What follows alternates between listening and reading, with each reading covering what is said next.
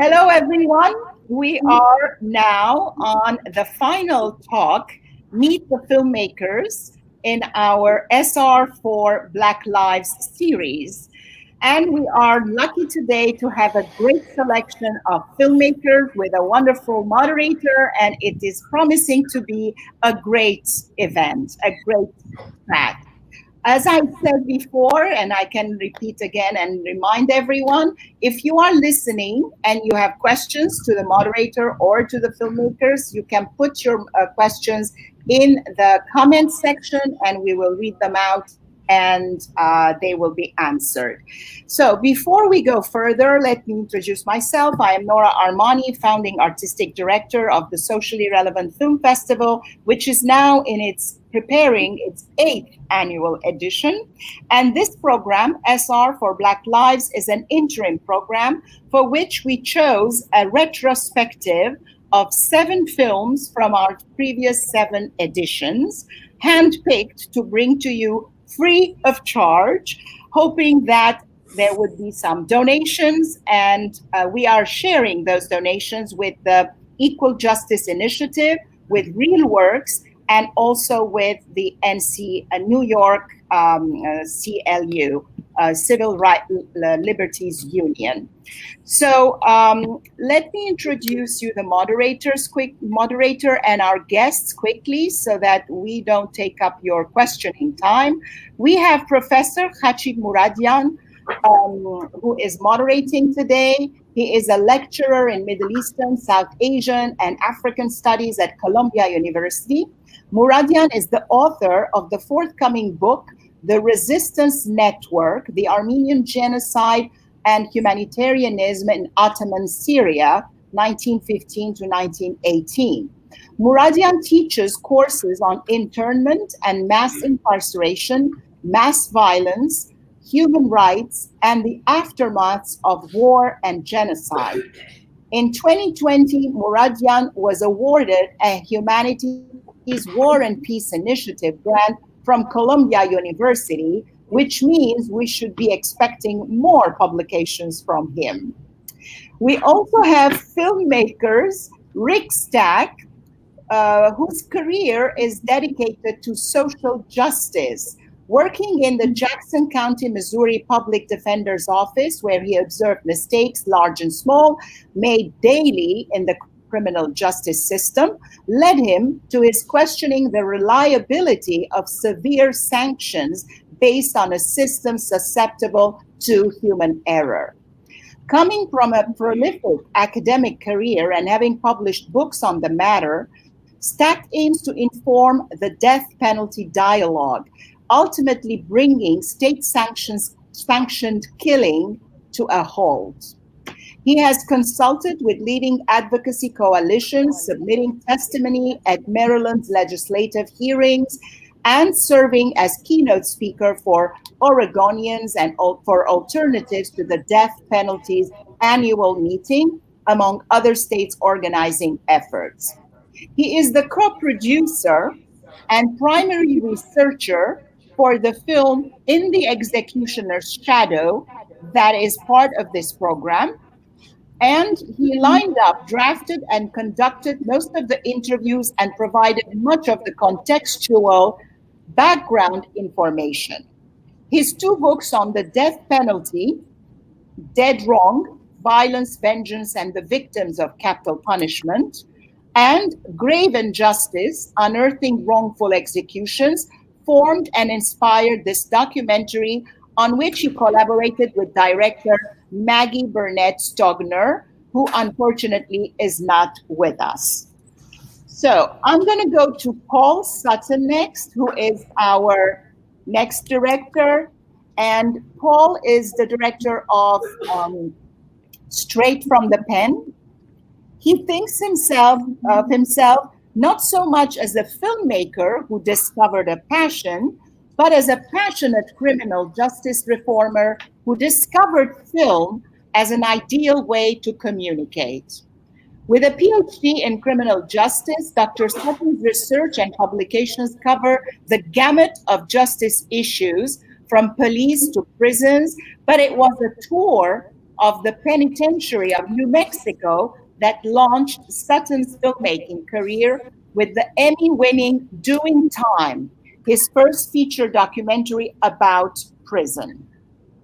Since that time, Sutton has escorted nearly 3,000 college students to 113 separate week-long tours of prisons across California, and the film Straight from the Pen is the result of one of those experiments with a creative writing workshop with the inmates. We also have Nandini Sikand, whose film is screening later today, but because it's in the same topic, we are grouping all three filmmakers in this fascinating talk. Nandini Sikand is an anthropologist, filmmaker, author, and dancer. Her films have screened and won awards at over 100 domestic and international film festivals and aired on PBS. And I'm happy to say that we also had her film in the 7th edition of the Socially Relevant Film Festival back in June. And her previous film, One If by Land, was an award winner in the short documentary category a few years back. She has been awarded grants from the Guggenheim Foundation, Jerome Foundation, the Center for Asian American Media, and is two-time awardee of the New York State Council of the Arts, NYSCA grant. Sikand is an associate professor of an interdisciplinary film and media studies program at Lafayette College in Pennsylvania. So there we go, our prolific moderator and filmmakers. The films are Straight from the Pen, as I mentioned, is about a creative writing program in the prison system. The Executioner's Shadow, the title speaks for itself. It's about the death penalty, and the main character is an executioner who tells us how he felt, and we find a glimpse of the human factor. Inside Outside is a documentary about the effects of prison life when you are inside and also when you are outside. So without further ado, let me just say one further question. I am streaming or strolling or whatevering something, the website. So if you want further information on these films, tickets to schedule, the tickets, when I say tickets, it's free. But for all intents and purposes, we're calling them tickets because you have to register in order to get the link so that you can view the films. So I will pass the baton on to Professor Mouradian so he can run the talk, and I will interject whenever I am allowed to speak. Thank you, Nora, for the introduction. And I'd like to start with a quote that perhaps really, it's one of the ways in which these three films are connected and talk to one another. And it is a quote towards the end of Inside Outside. There is no one who is beyond redemption. There is nobody who's not worthy of our efforts, of our funding.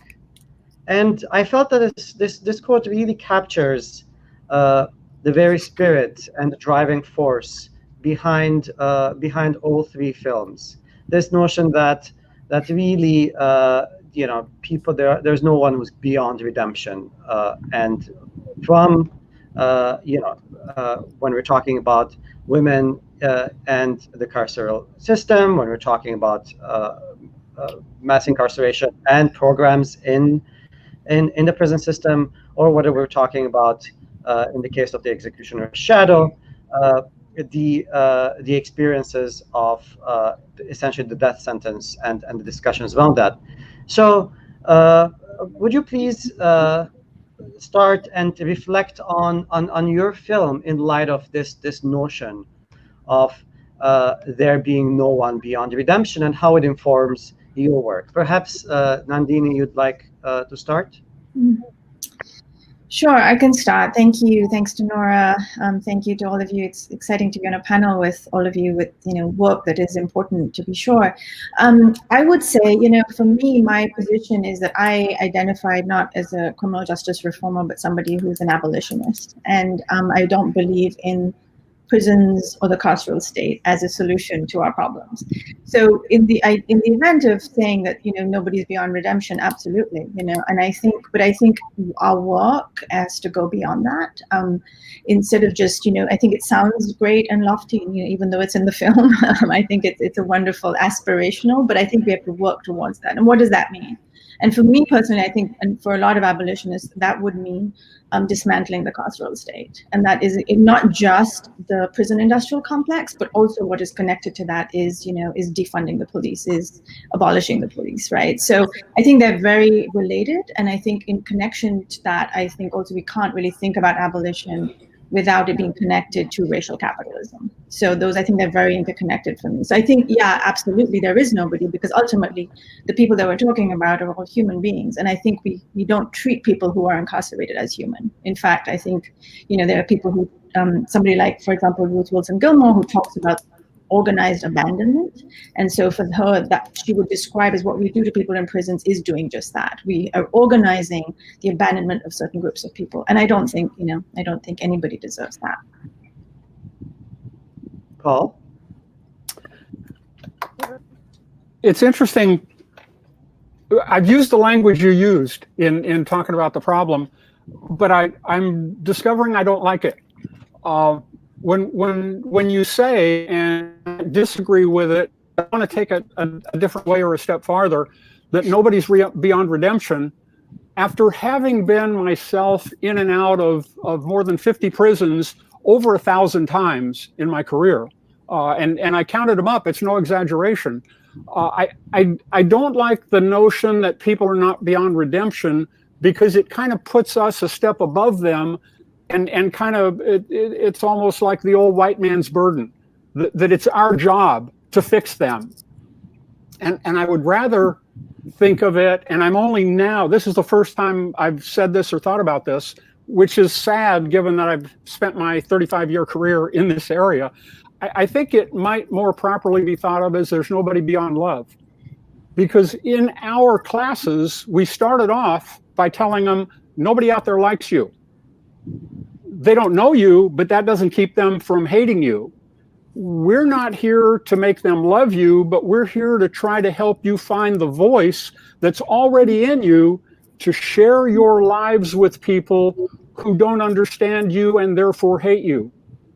And in doing so, you may come to form yourself in a different way. Now, outside that, we call that rehabilitation, we call that reformation, we call that redemption. But I would rather think of it as them finding themselves in a way they've never found or seen themselves before. And that's why when Nora kept saying we're about a creative writing class, I'd like to think that all my films are more about the humanity of the people who are locked up, and we use different media to try to get that, to show that, to exhibit that. And that's why I spent 33 years taking 3,000 students on those week-long trips, because I would sit in class and hear all the hate spewed by these people who didn't know what they were talking about and didn't know the people they were talking about, but they spoke as if they knew them. So I said, let's go meet them. Let's spend a week on the road. Let's see who they are. Let's go sit in a class with them for a semester and help them write about their experiences and their pain and their aspirations. And thereby, I was able to watch all these students, like I think the public would if they knew, realize these people are not who they thought they were. Much like Nandini said, it's the incarceral state works only because we hate, and we've been taught to hate, and we've never been taught to do much other than that. Now, I don't even remember what the question was, but I think in there somewhere, there might have been an answer to it. But at least it's something that I wanted to get said.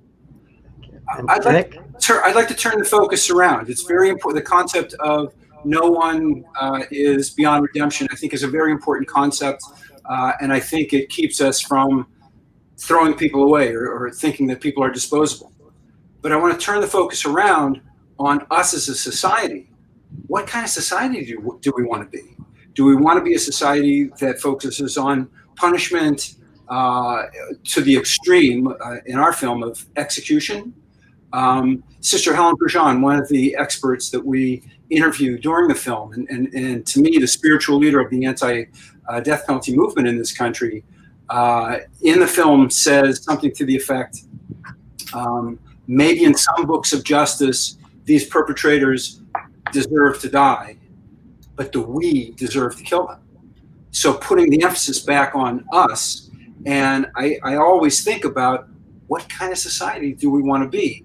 And our system of justice, hopefully a social justice, that places an emphasis on healing, is the direction that will ultimately move.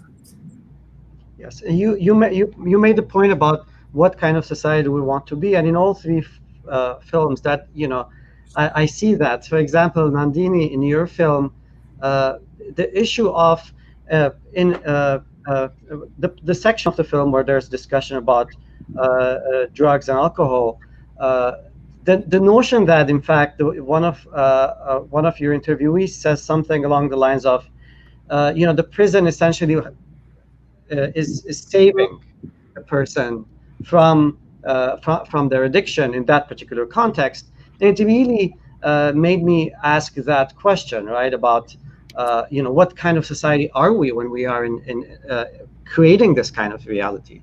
And to follow up on that, and also to build on your point about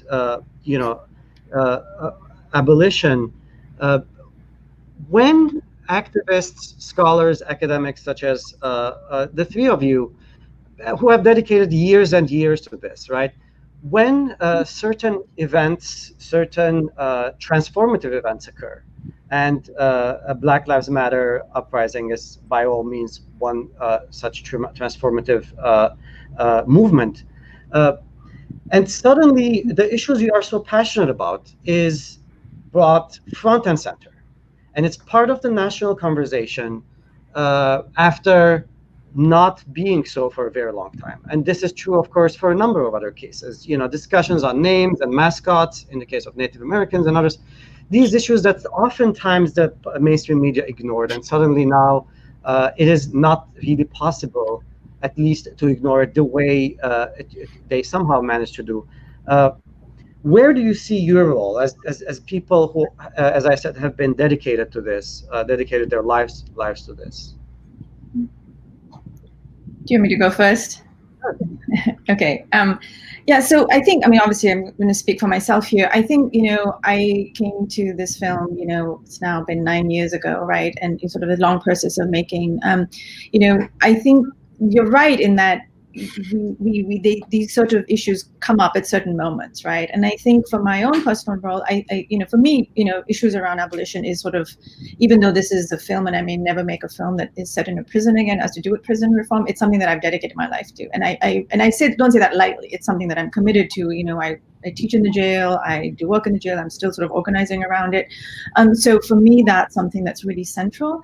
What I would say, what is our work as an artist? What is our work as a cultural worker, right? And if you want to put it in those terms. I think we have to really think about how our films are really part of a larger conversation. I don't see my film as a product or as a single sort of, it's part of conversations like this, part of national conversations that are happening. I think it's very much in concert with other organizing activities that are happening right around the country. And very much for me, I wasn't an abolitionist when I started the film, but in the making of it, I felt that was sort of, as Dylan Rodriguez puts it, it's our obligation. Because if you really sort of look at the logic of it, there is no other solution, right? So I don't think of it as being my work as sort of isolation from it. Obviously, it's part of that, but I also don't think that, it's enough. I don't think it's enough to make the film, for me at least. And I think that's a piece of it. And I think it's a lot of other organizing, changing the language of how we speak about people on the inside, for example, I think is another big one, right? So for example, using, people who are incarcerated or formerly incarcerated, hearing their stories, right? I also think the fact that, people who very often make films are sort of people who who don't know much about what it means to be on the inside, right? So what it really means to be sort of threatened with the shadow of solitary confinement, threatened with, you know, sort of constant carceral logics that have sort of, that make sense to the people on the inside, right? So I think those sorts of, it is also our work, I think, and my work, to uplift those, you know, uplift those stories, uplift those movements, in addition to sort of, you know, supporting the kind of work that goes on around it. So it's not just, but also writing about it. So as a scholar, you know, I also get to write about work around prisons and do research. So I think it's sort of, it's sort of like whatever makes sense to me, in terms of making that work more visible. But again, being very conscious that it's not just my work, right? It's about the work as a whole. Yeah. You asked about specific moments that arise during the course of our work. The three of us, the five of us, have spent a lifetime working on these issues that are so important to us. And I always kind of laugh when someone says, "Whoa, it's so what you're working on is so timely." And I say, "When isn't life, death, and justice timely?" We're fortunate when it happens, when it grabs the headlines. But I got to tell you that the death penalty rarely grabs the headlines. There's an execution coming up next Wednesday that probably most people don't know about, even the people who are in the movement. This is a federal execution. Our government, in its wisdom, has reactivated the federal death penalty that was lying dormant for 17 years. And the execution, there were 3 that took place in 4 days in middle of July. And again, very little exposure, very little news coverage about that. So to get back to your question, you asked what our role is. I think, especially dealing with students who are young and eager and impatient and want results yesterday, our role is to be cheerleaders to keep pushing and keep pushing and keep pushing. One of the folks, one of the featured characters in our story is the Sheber family. And their daughter was murdered in Philadelphia around the turn of the century.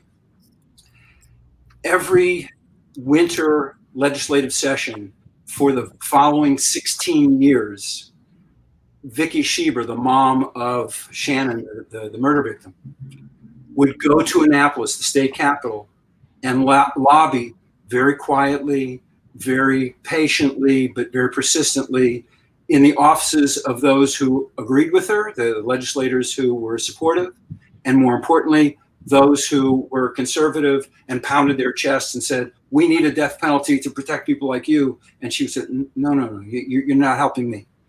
At any rate, the eventual repeal of Maryland's death penalty was an overnight success that took 16 years in the making. So, I think it's incumbent upon us to be marathon runners, to be persistent, and to keep going. Take advantage of these moments and use them, but in all of the lag period in between these great moments, to keep pushing. Do you think, Rick, that, for example, the Tsarnaev discussion right now in the media is a little bit contributing to this, or it is a case that is one that, because it is one of those cases that really tests, Yes. I'm not quite clear on your question. It's independent of the push for federal execution. Yeah. So I'm talking about the general discussion on the right. death penalty. It definitely reinvigorates the conversation. It's a difficult conversation. The tough ones are the ones where, the guy's guilty. So where do you stand on that? I still, I don't believe, I suspect my fellow panelists don't believe it's the right thing to do, even if the person's guilty.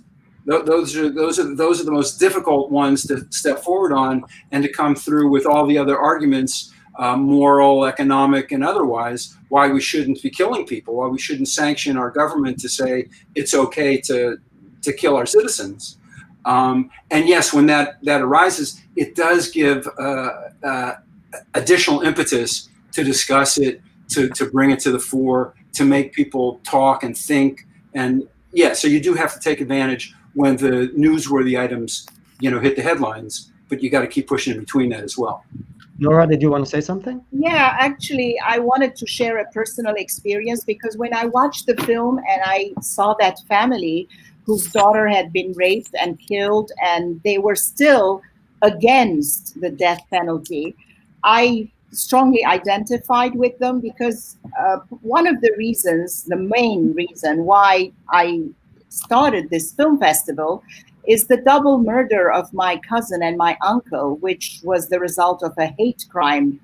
And as the 10th anniversary of their murder approached, I wanted to do something meaningful. And having really been disgusted with all the violence that goes on in films, specifically on film posters, I decided to create a film festival that was anti-violence. But then it was a bit limiting, so I opened it up to include all sorts of social issues. And I have given a lot of thought about this, and I felt they have the guy. They know who did it, and it wasn't a big mystery. In fact, he was caught right after he committed the murders. But if you ask me, if they cut him to pieces, if they burn him, if they hang him, if they whatever him, it's not going to bring my loved ones back. So I would not say, yes, let's kill the killer. Like, who are we to make that decision in the first place? Because if we decide kill the killer, that means we are no better than the killer himself. But at the same time, you want to protect society and make sure this type of murder does not happen again. So there definitely needs to be a revision of the correction system to find a way of how to go about treating this type of situation, not necessarily punishing, but treating like it's an illness, it's a disease, as opposed to a revenge situation of kill the killer. So that's basically what I wanted to share. Paul, do you want to? Yeah, Rick earlier had mentioned a website, which may be a good idea to post now, if it's okay with you. Sure. It's a website that is about the death penalty action. And there is also a petition in there that people who are for against can go in and sign. Mm-hmm. So I am just posting it. Thank you. Thank you. Great. I have about 7 branches I'd like to take off on, but I'm going to limit it at this point to 2. One, and I'm not suggesting anybody here has done this, but I hate to have people gloss over the notion that when we know they're guilty, the dead bang case. I've known people in prison who are now out who were convicted of very serious crimes, murder, who turned out not to be guilty, but who were dead bang guilty cases. In fact, a former colleague of mine, Ron Huff, had written a book about that, Convicted but Innocent. Real quickly, to not elaborate too long on this, one of the guys that I met during the course of those prisons, a guy named Kevin Green, you may know him from the publicity his case has gotten subsequently. He did our tours in Soledad during that 33-year stretch. He was a dead bang guilty murderer of not his wife, but his unborn child. Turned out after 14 years, they went, oops, sorry, wrong guy.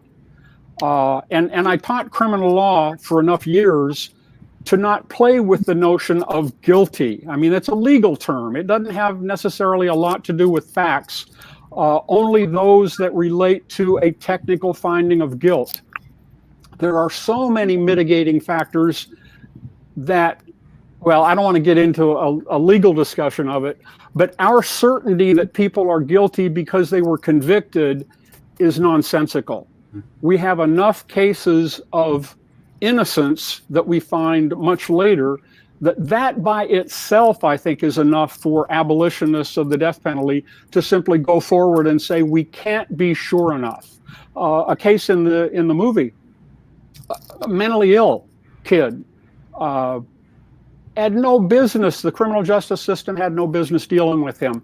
The fact that it took so long for that case to get righted, or cases like that to get righted, is tragic. It's tragic. My second branch, and that was supposed to be the short one, the role of reformers, and I really appreciate the questions you're asking. They're very good, and they're getting us down some very important roads. It's a tough one. And I admire the hell out of people who start at the beginning of the debate and say, I'm an abolitionist. This is what I want to have happen. In my line of work, that slams the gate in your face. If I walked into prison saying you should all be gone, I couldn't have taken 3,000 innocents into prison to show them the reality that they need to change.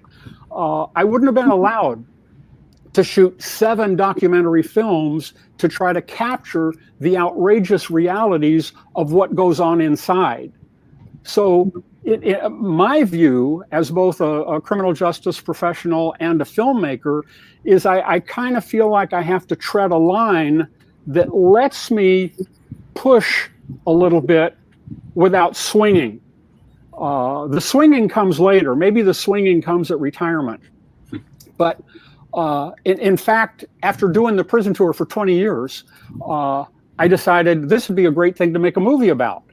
And I was threatened by the Department of Communications for the state of California, Department of Corrections. They were going to terminate the tours. It wasn't only you can't make a movie about this, you can't bring people into our prisons anymore. If this is your attitude, we don't want to have anything to do with you, and we're going to shut the gate. So, and I remember a great law professor of mine, Fred Cohen from Albany, used to say, the task of the reformer is to figure out what his role is. Somebody has to throw themselves on the barbed wire when you charge. He said, that ain't me. I'm not going to do that. I'll come running after you, but you're going to kill yourself before anybody else can even do anything.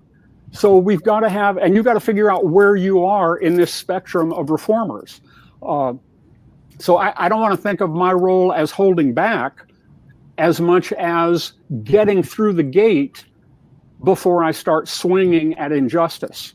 And with 7 documentary films, as I said before, the goal of all of them is to humanize the people inside, and thereby, hopefully, to humanize the people outside, consistent with the theme that you're talking about. What do we deserve? We don't deserve to be responsible for killing people, independent of what they deserve.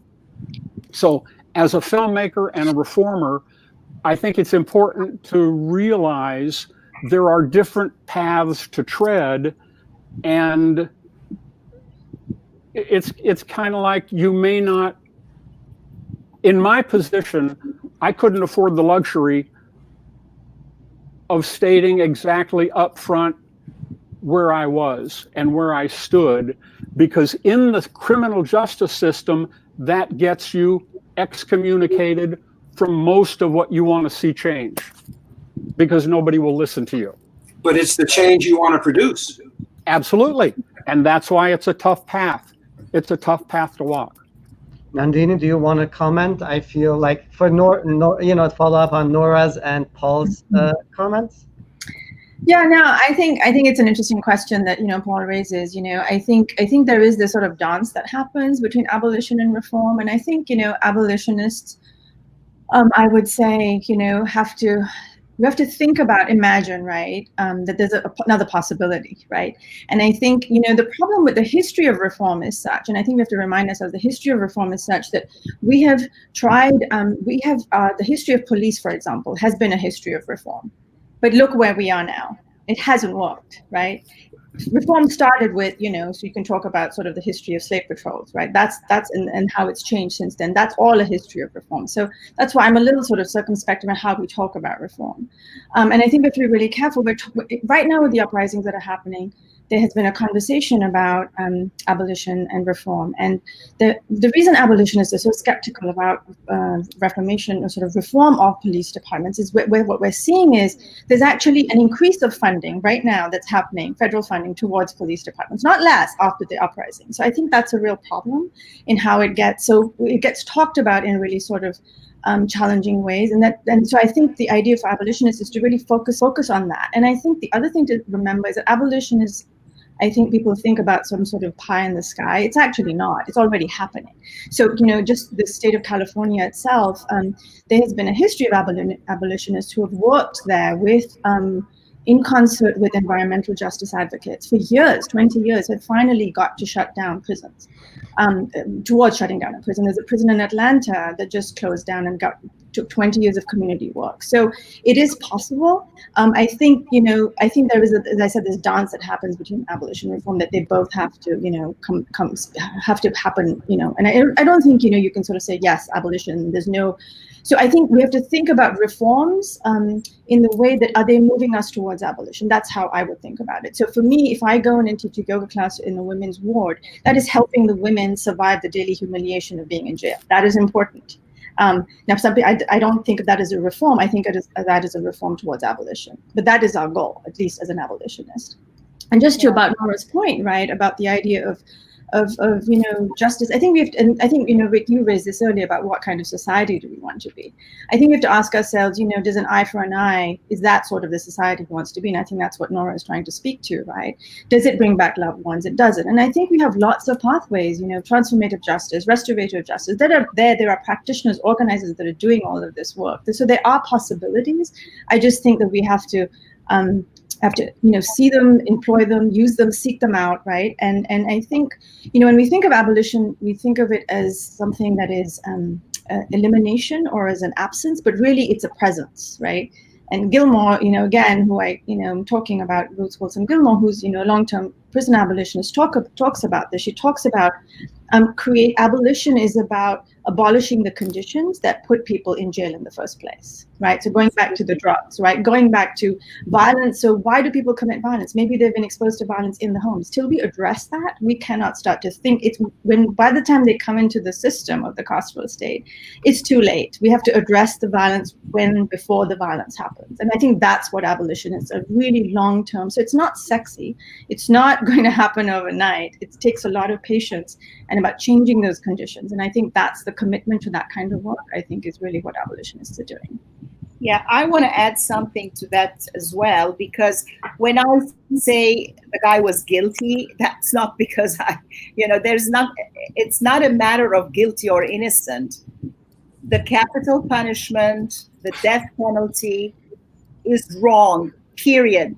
Whether we're talking about a guilty person or an innocent person or a maybe person or a question mark or whatever, And the prison system, the current way it is structured, where it's a profit-making institution, it doesn't work because some people are benefiting from it. Some people are benefiting from mass incarcerations and the operation of the prison system the way it operates right now. And like Nandini is saying, once you get in there, it's too late to go and try to reform prisoners who are already victims not only of a society that put them there in the first place, but also of a prison system that is making them worse individuals instead of better individuals. We should look at the causes of the whole thing, but that's a different topic altogether. So I'm not going to go in there. It's the foundation of this topic, really. Yeah, it is. It is. But we're talking about limited. Right. Yes. Paul? I so regret that I've retired. I miss this kind of thing. All I got now is too much heat. We can't leave the house, but we got the pool in the backyard. So it's not all bad. I love the point Nandini made about abolition. It doesn't aim at prison. It aims at the conditions that give rise to a whole bunch of things. And one of the things I used to love to talk about in my criminal justice classes is that everything about criminal justice is culturally created. Crime is a cultural definition of what we won't tolerate. There's nothing automatically right about what we decide is crime and not. Without getting off into that one, which is a whole semester's course, it's the same with prisons. The fact that we incarcerate anybody is a cultural response to deviance. There's nothing automatically right about locking people up or killing people. It's what we've decided as a culture, perhaps erroneously, that we want to do with them. I also wanted to add to something that you said about reformers. And I agree that reform is a step on the way, perhaps to abolition. I don't see them as separate at all, but I remember a friend, Tom Merton, who was the basis of the movie Brubaker, if anybody goes back that far. He wrote a book called Accomplices to the Crime, and he warned us of pseudo-reformers, and don't be fooled by pseudo-reformers who come in and pretend to change when they're not changing anything. They're only making the unpalatable palatable. And that's the worst kind of reform there is. For example, we're not going to cut off your head, which might have been actually more humane. We're going to inject you with something that's going to put you to sleep. That's a kind of palatable reform that gets us to accept the unacceptable. I don't know if I made my point or if it was going to go beyond that. Rick in the executioner. Sorry, go on. I'm not. Go ahead. I think I lost my my footing. Yeah, Rick in the executioner's shadow. Some of these themes that Paul is talking about are reflect. Do you want to say something? Yeah, very much. Well, one of the things that Paul mentioned was the cultural creation of crime and making things illegal that maybe they're harmful, maybe they're not. I think it really helps connect the dots when we look at the Reconstruction era in this country and see that there were crimes created specifically for blacks, freed slaves, basically. If a freed slave spit on the ground, he could be incarcerated for that. And the significance of that is the 13th Amendment says, we're liberating the slaves with a huge exception. If you commit a felony, then we own you again. And so this mass incarceration that we still experience to this day dates back to Reconstruction era, Jim Crow, and it's the replacement of slave labor by prison labor. And you can connect dots from slavery to liberation to mass incarceration to Jim Crow to where we are today. And so that cultural concept of what's a crime is at the center of what, again, I come back to, who do we want to be as a society? What kind of society do we want to be? Nandini, in June, as this film was being screened at the film festival, during a discussion, you said something that really stayed with me, and it was part of a broader discussion. But I want to repeat it. It's something along the lines of the system isn't messed up. It's working exactly as it's supposed to work, and this echoes also some of the things that we're discussing here. Now, what the pandemic has done is sort of actually also shown that it has really exacerbated and magnified the problems that are existing in this system. And we see this in all in the films as well. Like, let's talk about all the volunteers, for example, like the hundreds of volunteers who today are unable to do whatever they have been doing. That's just one example. Now, as the three of you think or try to imagine the day after, it's one of those conversations, right? What is the new normal, right? How do you think about it, and where do you see this conversation going as these things are rising to the surface, and we are seeing the problems with the system in its failures and shortcomings, in such a pronounced way? Does anybody else want to go first for a change? You referred to the day after. Yes. The day after the coronavirus is healed, the day after Trump is out of office. Wow. Yeah. I take that one. I see a lot of hope in the Black Lives Matter movement, and the fact that people are catching on to the country's original sin and trying to, do something to repair it in some way. I know that among the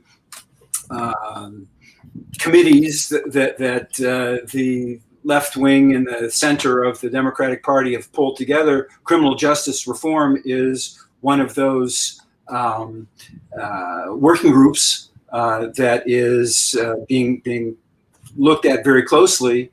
What will become of it? I don't know. What I would hope for is policing that limits the police and what they do when we call them, that money that had been invested in the police would be invested in mental health, in domestic violence intervention, in becoming a society that is more concerned about preventing crime and investing in the prevention of crime rather than putting so much money into the after the fact. So that's where I'm hoping we're heading, but we're a long way from that, and I don't know that the center of the Democratic Party is even pushing in that direction. So we're going to have to stay on top of that to push them to make our criminal justice system more just. Let's emphasize the word justice for a change. If academics made the decisions, we might be a lot closer to real reform than we'll ever actually get. I've seen friends of mine move from graduate school all the way to almost cabinet positions with an abject inability to make very much difference. I've been touring California prisons for 3 decades and have seen precious little real change. I don't want to knock Joe. I hope he wins. But that Criminal Justice Reform Act of '94 was outrageously bad. Right. So, and that's right to Nandini's point about those weren't even pseudo reforms. Those were the pretense of reform. And the problem with the whole political system, damn problem with democracy, is people get to rule and they get to make the decisions, and most of their decisions are stupid. We have a whole lot more heat than light driving the system in terms of what we need to do next. And the idea of prevention has always been the one that took second place to do something now. And the idea that most of the public has about criminal justice, it starts and ends with the police. It starts and ends with a law that says you can't do that, and a man or woman in blue arresting you for trying to do it. We don't think much about what happens after that. We never have, and I don't know exactly what it will take to make us care enough to make real difference. And I think the whole, and that's the thing about abolition. I thought when you talk about abolitionists, think of the response to people who said correctly, we need to defund the police. It became a linguistic argument. What do you mean by defund? Well, what they meant was reorient in the way that Rick's talking about. But that's not what the conservatives heard, and that's what killed much of the debate. So the debate now is, are you pro-police or are you anti-police? And you have to take a side, or you're avoiding the issue, and that's just nonsense. But until we get somebody up at the top smart enough to tease out the nuances of the realities that are very complex and very difficult, we're going to be reduced to the black-white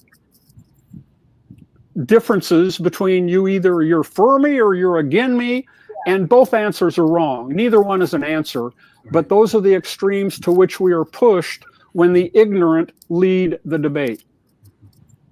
That didn't sound too arrogant, did it? Sorry.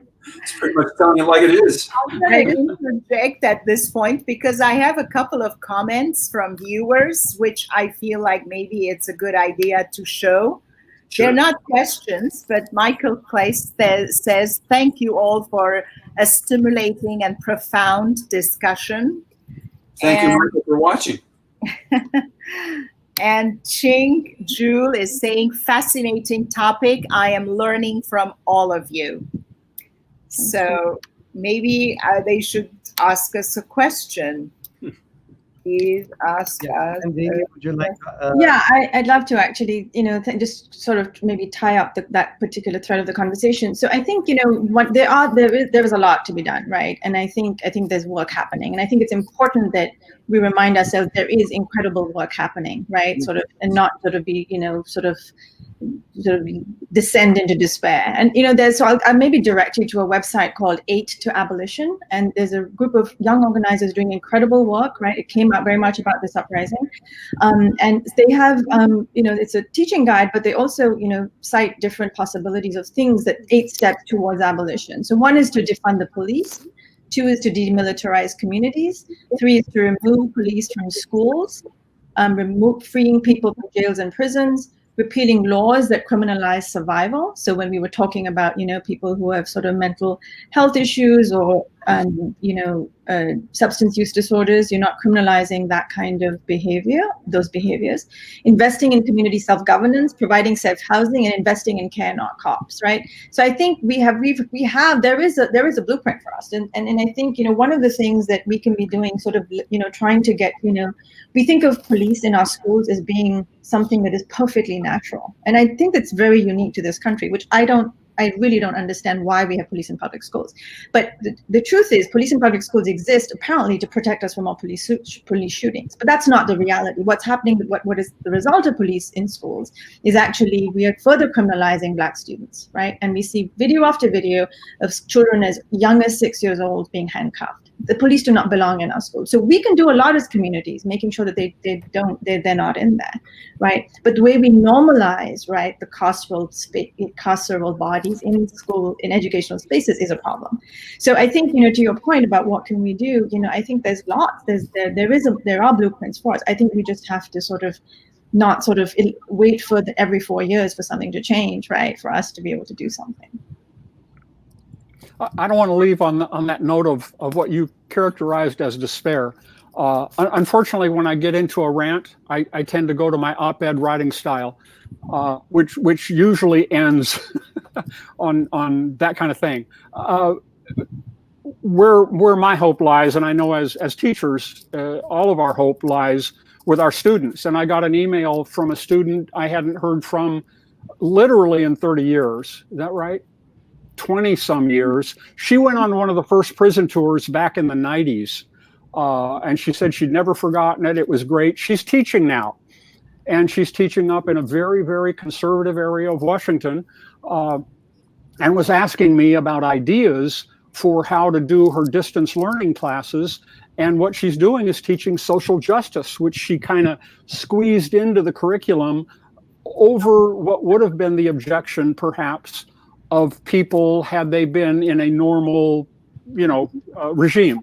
But the point is, I have great hopes for her and her classes and her, and I've got all kinds of students like that all over the place that write to me every once in a while, say, love the prison tour, it changed my life, and this is what I'm doing about it now.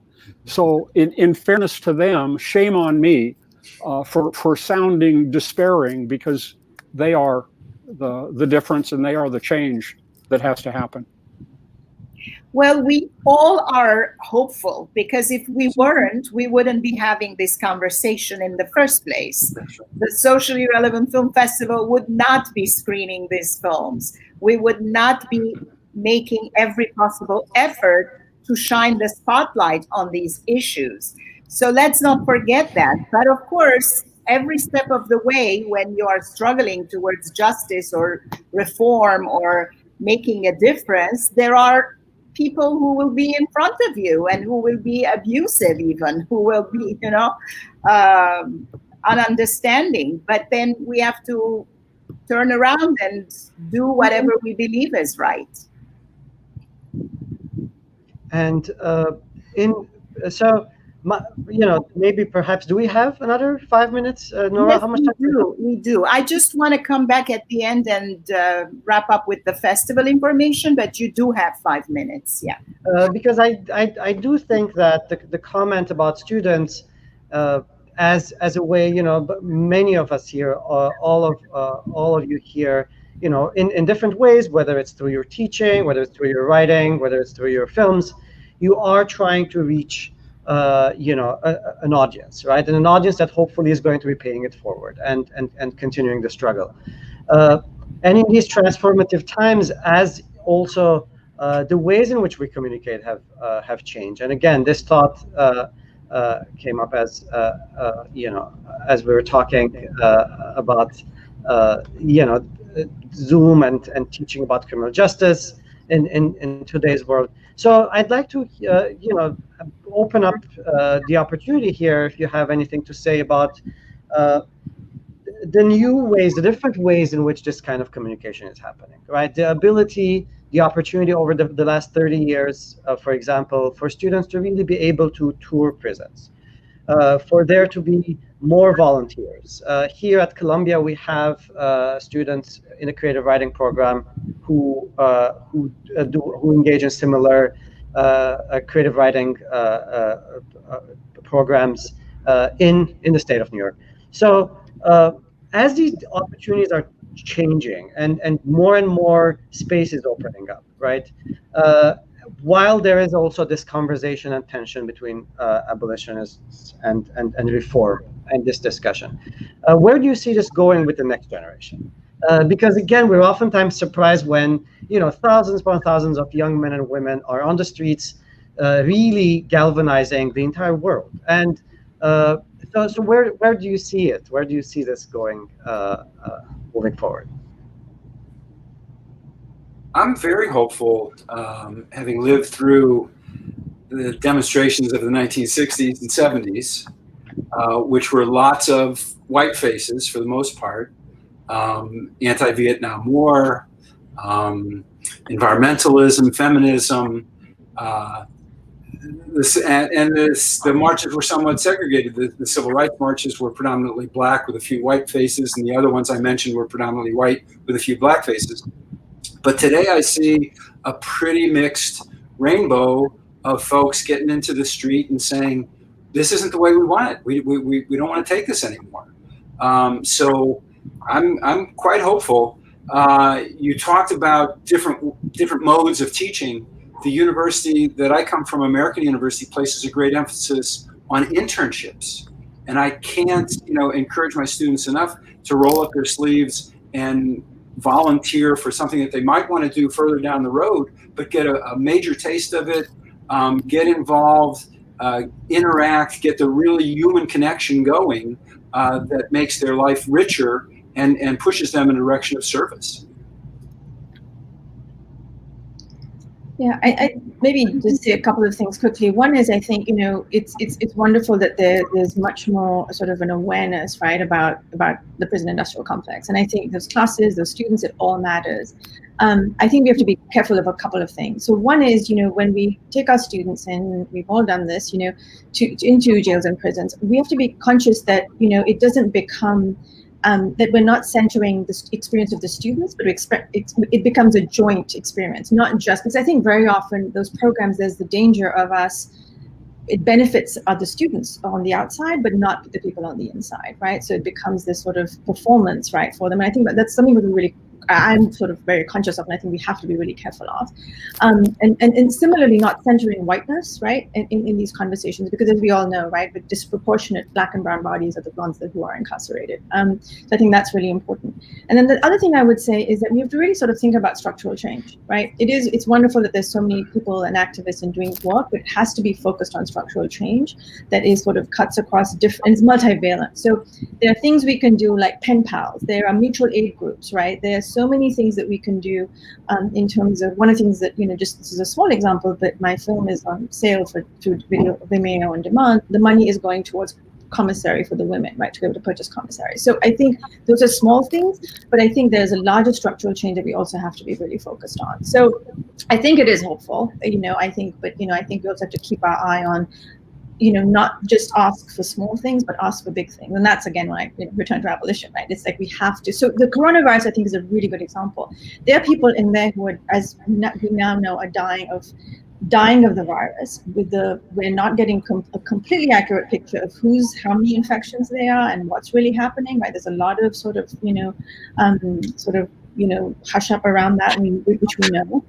So I think there are people in there who are dying and who are getting, another form of a death sentence, which they did not sign up for, right? And we should not, that should not be happening.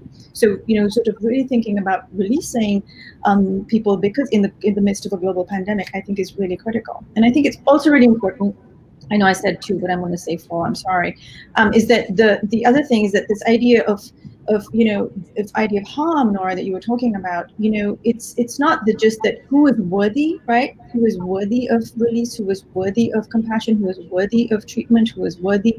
I think it's everybody. It's not, and to make that sort of that relative scale, I think, is a really slippery slope in terms of deciding because who gets to decide, right? And I think we have to really sort of.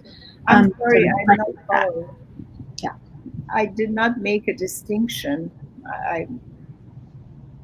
No, I'm saying, I didn't say you were making it. I think you were drawing attention to you use the word harm, and I think that's an important one, right? Because it is when you talk about harm, in terms of violent crimes. I think the point you were making was a good one, because it's not just violent versus non-violent crimes. I think we have to think about all people who have been incarcerated, and make that address all of their needs, rather than just pick and choose who we want to. Yeah, that's what I'm saying. I mean, I'm agreeing with you. It's not important whether the person is guilty or innocent, or the harm has been done or hasn't been done. The important thing is the reform needs to be done regardless. Yeah. Well, I need to bring a couple more comments on. Paula Kaplan says, this is such an important discussion. Thank you all.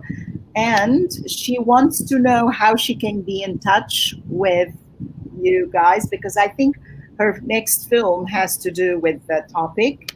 And also Ching is saying, I was born in China. What is the major difference in prison systems between China and the US? What can we learn from other countries? This is a huge question, like right last minute, but let's try to attempt to answer it. Can I take a shot at that one? One of the really interesting things about having toured so many places, whenever we'd go into San Quentin, for some reason, everybody wanted to see San Quentin, and we would get joined by people from all over the world coming to see American prisons. The biggest reaction they had, no matter what country they came from, and we probably saw people over my 33 years from 20 or 30 countries, their jaws would drop when they heard there were 5,000 inmates. They were like, what? The lesson is smaller is better. If we're going to lock people up, and that's a big if, we got to lock up fewer and lock them up in ways that they don't remain as anonymous as they were their whole lives. Most of the rest of the world has learned that. We haven't. In the US, we learned big prisons and we stuck with it. There is hardly, I worked in a federal prison where we had 1,200 inmates. And then I went to state prisons where the typical number in California was somewhere between 3,500 and 5,000. At the worst, they got as big as 7,000. That's just insane. Nobody else in the world, not even Russia, does that. So the easiest lesson, smaller is better. Now, once you're smaller, you have the ability to do things that you just can't do when you have thousands of people locked up on a great big cell block. I could go on for an hour, but I don't think we have that much time. And Nora, you had mentioned earlier the commodification of human beings, and this also speaks, Paul, to the vast numbers. When we move towards privatization, then we're going in the absolutely wrong direction. Totally. privatization means you're maximizing your profit, which means you don't offer programs, clothing is poorer, food is poorer, and the humanity isn't there. So, whatever it takes to move in a direction of greater humanity, that should be our guiding light. Yeah. The move in the humanity is the abolition that Nandini was talking about. Yeah.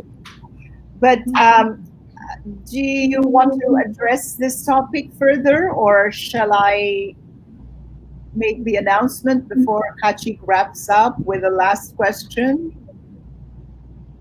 All right.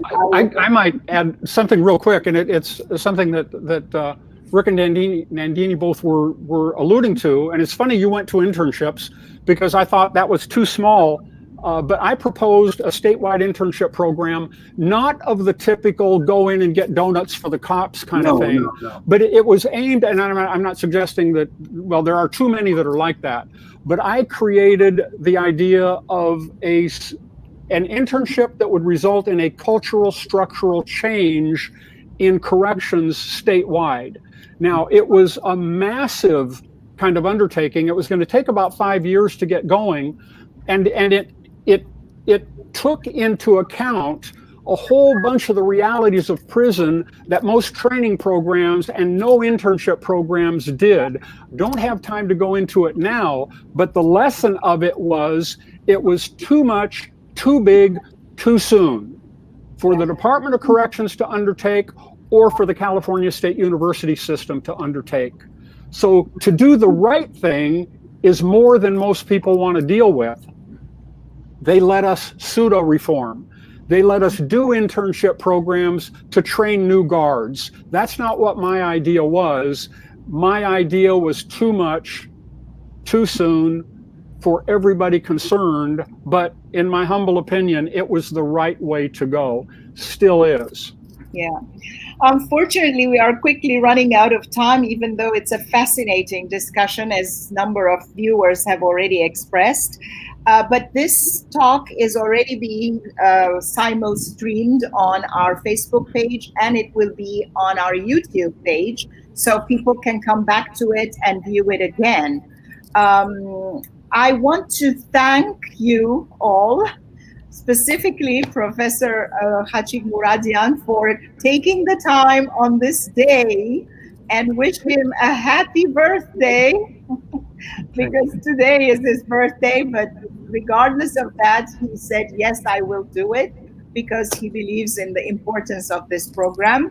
And also thank you, all three filmmakers, for, first of all, making such important films, and also for letting us show them free of charge. We are offering this program free of charge so that a maximum number of people can view them and benefit from the enlightenment and knowledge that these documentaries provide, and hoping that they will make donations, which we are sharing with the Equal Justice Initiative, RealWorks, which is a youth-oriented video-making program to help younger people of color express themselves and make meaningful videos. And also the New York City, the New York Civil Liberties Union.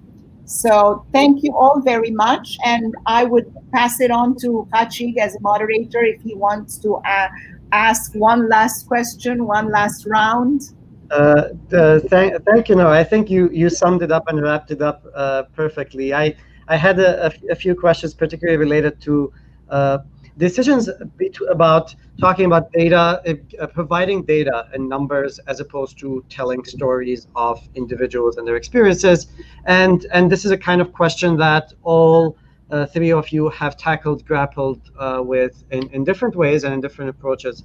So if we do have time, maybe it's not the most, it's not very much the kind of question that wraps things up, but if there is time and if you're willing to address it, I would appreciate that. Yeah, I came from a program that was totally data-oriented, and I came out writing about heterogeneity of regression equations. I had massive databases, reels and reels of data and did very sophisticated analyses of sentencing disparities in the federal judicial system, and was miserable because that was the model of my graduate program, and that's kind of what I was pushed into. It was years and years after that before I stumbled into filmmaking and went, oh my God, this is what I should have been doing. It's so much. I mean, I know my stuff that I did on data analysis is sitting on shelves, if even collecting dust. My videotapes, my DVDs, whatever they are now, are out there being seen literally by millions of people, I know, when you get the TV circulation in there as well. And I know they've made a much, much bigger difference than any regression equation I ever formulated. Right. And even going from the numbers to the written word to the visual storytelling, there's just no comparison really when you're trying to grab people's attention and give them a big problem and bring it down to human dimension and put a human face on it and do it through visual storytelling. You'll enthrall an audience in a way that numbers and even books can't. I'm not saying that those aren't important, and you've got to be able to back up your story with solid fact and data, but it's the storytelling, I think, that grabs people and motivates people. I'll just take this quickly, which is I think that, you know, the dance between the individual person that we focus on, right, and the systemic is really important, right? So it's you know, very often in documentaries we get fixated on a particular story of a person, but I think how do we make it so that we get to sort of be able to see both, right? So we see that person as symbolic of something that is much bigger. So I think for me that's always the struggle, trying to do both at the same time. All right. Thank you all for being part of this discussion. This was a fascinating discussion. Thank you, Nora, for having me, for having us, and I pass it on to you. Great to meet you all. Yes. Thank you all very, very much. It's been a very fascinating discussion, and I'm sure a lot of people will enjoy it even after. I mean, we don't pull these down. It's going to be there for perpetuity. So whatever you said today, you'll be responsible for. It's been an honor to be part of this panel. Thank you. Likewise. Thank you all. Thanks. Thank you. Bye. Bye-bye. And you got a happy birthday wish from Ching, by the way.